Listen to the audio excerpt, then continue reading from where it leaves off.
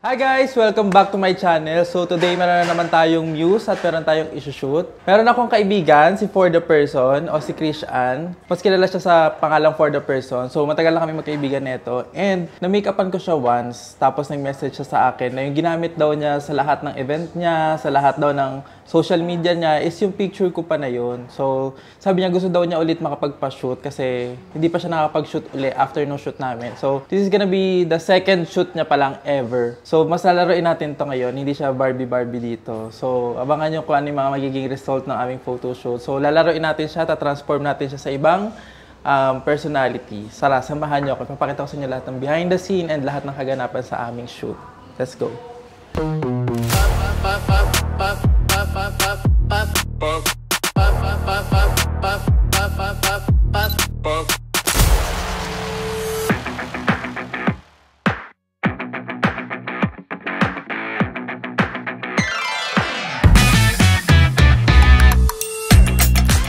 Oh, may sisilip pa ba? Yung sasarap na to. Ito ba ka kalit? Oh, video-videoan! Dito na yung camera niya.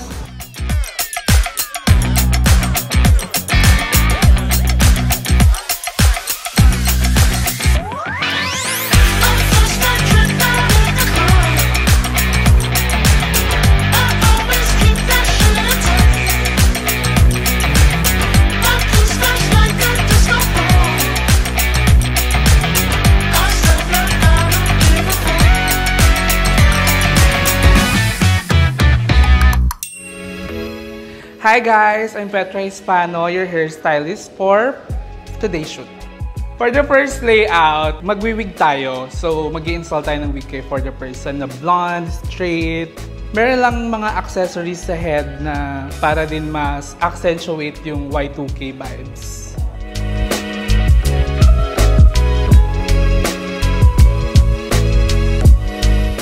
Hi, I'm JM Santa Ana, celebrity stylist. I'll be styling For The Person's photo shoot today.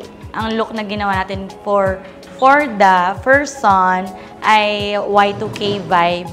So yung Y2K, yung white na sando with jeans na baggy jeans. And then naisip ko lang na lagyan siya ng twist na pasuotin siya ng thigh-high boots. Hi guys! So for today's shoot, yung peg natin is binagay natin sa personality ni Christian or sa mas kilala niyo bilang For The Person. So ang peg natin for today ay, dahil nga binagay natin sa personality niya, ano lang, magulo lang. Wala siyang direction, ano lang siya.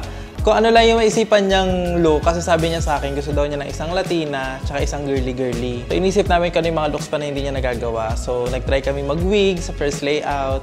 Tapos naglagay kami ng mga accessories para magmukha siyang Y2K. Hindi siya literal na Latina, pero parang ginawa namin siyang American style na Y2K. Parang ganun yung vibe ng video. And then sa makeup naman, nag-blond siya na hair, tsaka nag-blond din siya ng kilay para maiba naman. Kasi ano ang dark kasi ng hair niya na straight talaga na silky. So parang yung strong kasi yung features ng mata ni Forde. Smoky eyes, tapos nude lips. Hindi masyadong komplikado yung setup namin. Parang 3 ilaw lang ata yung ginamit namin. And then plain background lang.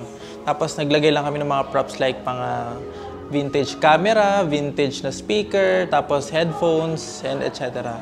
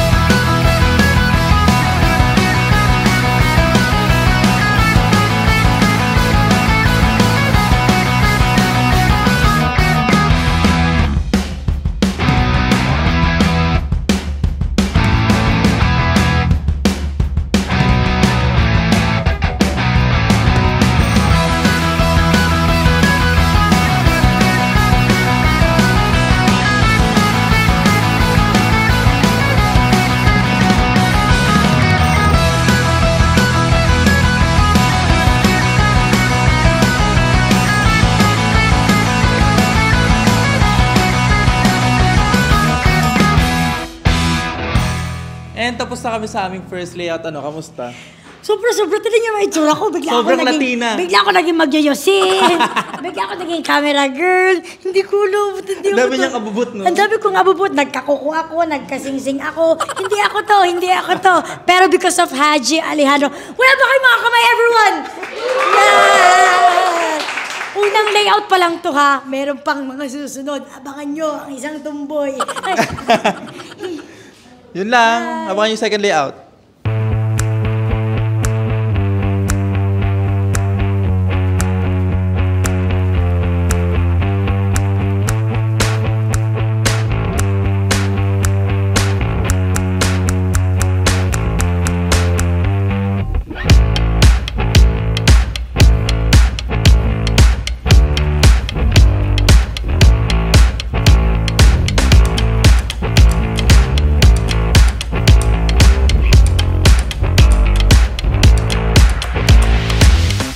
Ang vibe nung second layout is parang sultry, sexy, so para hindi rin ma-overshadow yung outfit ni Forda. Nag-straight hair tayo and with matching wind. Hangin-hangin para super feminine. Yung second naman, parang gusto lang namin na clean and silhouette type yung damit. So, ano siya, mesh type siya na may inner siya na underwear.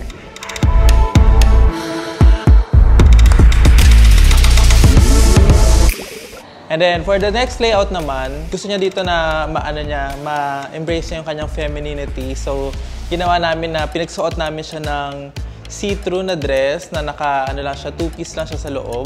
And sabi niya, first time niya daw yun gagawin. So, kami lang nakapagpasuot sa kanya ng ganun. And nagustuhan naman niya. So, mapapakita namin dito yung figure niya, tapos lang siya, straight hair, tapos minatch lang din namin yung makeup sa dress. And then, sa ilaw naman, nilaro-laro na lang namin yung ilaw. So, iba-ibang kulay. Naglaro kami ng mga colored lights.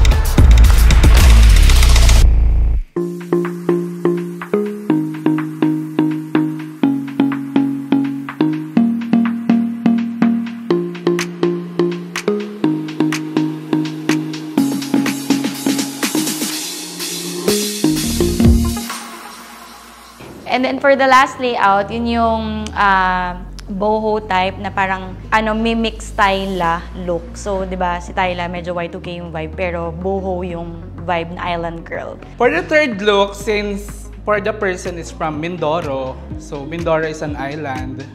Island girl, island vibe yung atake natin. So, since island girl yung atake, parang marimar yung eksena sa hair with cream fur and pinrame lang natin yung harap para din ma-frame din yung face shape ni for the person. For the last layout naman, ang peg naman niya dito ay ito talaga yung layout na parang wala na siyang plano. Kung ano na lang yung makita naming damit, inisipan na lang namin siya ng makeup.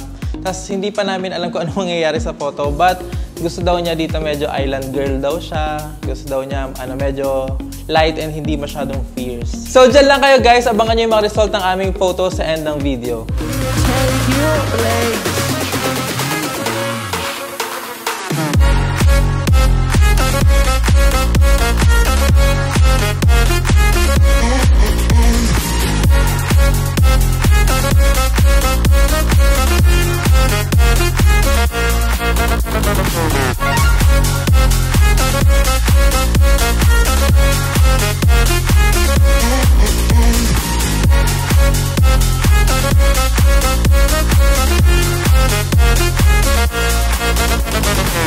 And guys, tapos na kami sa aming shoot. Ito na ang aming third layout. Ano lang to? Impromptu. Yeah, sobrang bilis lang. Parang bigla na lang ako naging si Moana. Biglang island girl na lang siya. Thank you so much, Kuya Oji. First time ko talaga mag-photoshoot and alam kong Ano favorite mong look?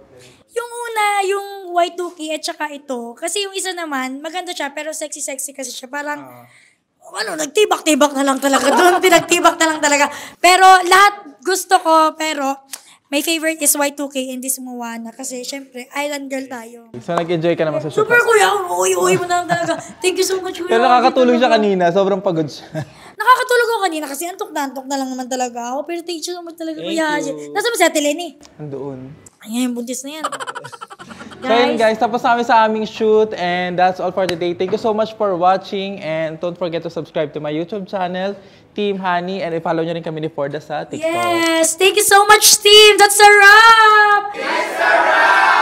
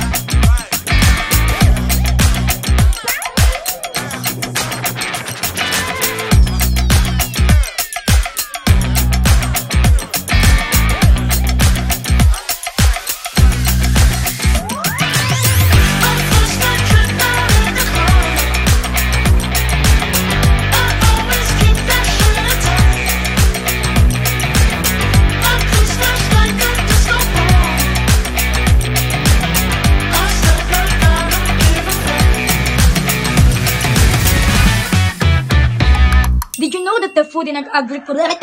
The motherfucking money in my motherfucking hands. Do they love her or they hate her? Either way they spinning bands. I could really give a damn, I could really give a fuck. Long as you bitches know what's up. It's Dolce, bitch, Miss D.O.E. Don Dada, bitch, you notice me. They like Dolce, you the Lulu, you a loose screw. She really giving cunt in a pussy voodoo. She swapped the old nigga for a bitch ain't new. She munching on the vibes while she watching Hulu. Wake up, A cup, get your tits up in my makeup. Face fuck, get your bake up. Fake love, fake tough, niggas dicks up. Put your six up for the motherfucking princess.